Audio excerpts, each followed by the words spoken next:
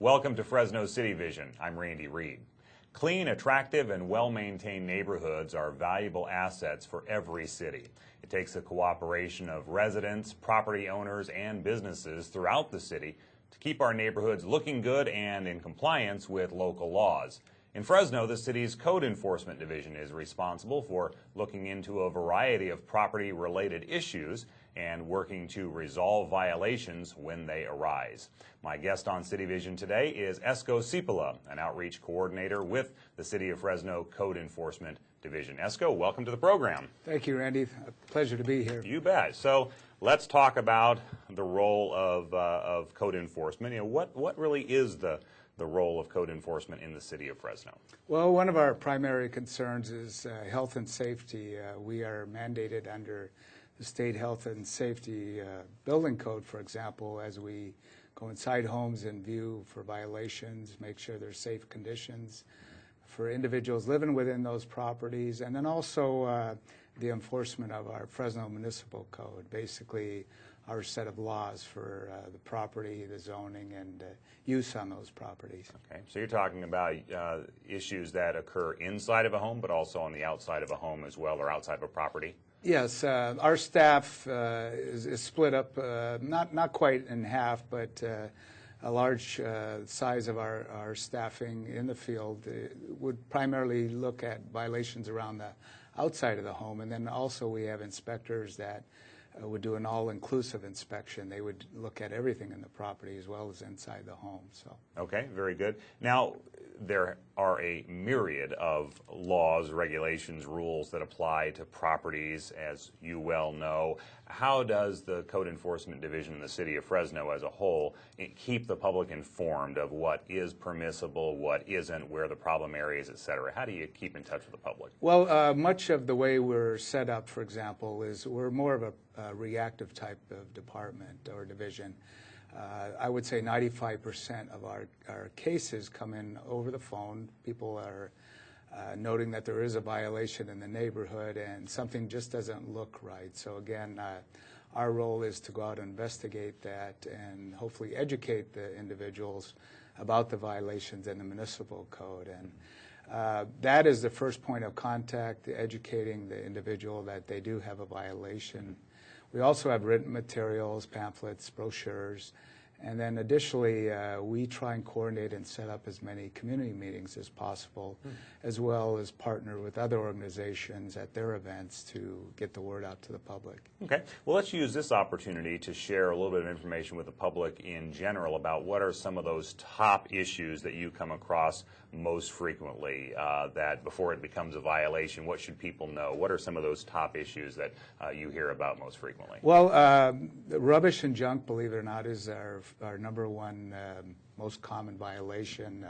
Tall grass and weeds, inoperable vehicles. As you can see, most of those are outside of the home. Right. And then also we've had a pretty good list of inspections relative to foreclosed homes. We've monitored those.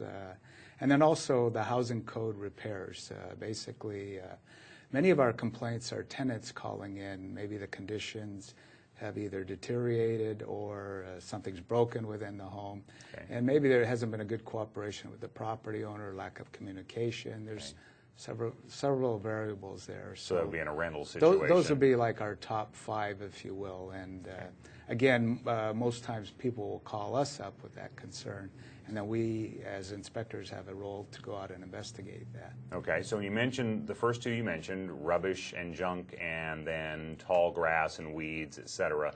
A little more detail about that. What do you tend to come across, and how do you work on abating those issues? Well, typically an inspector would go out. First of all, we verify the violation.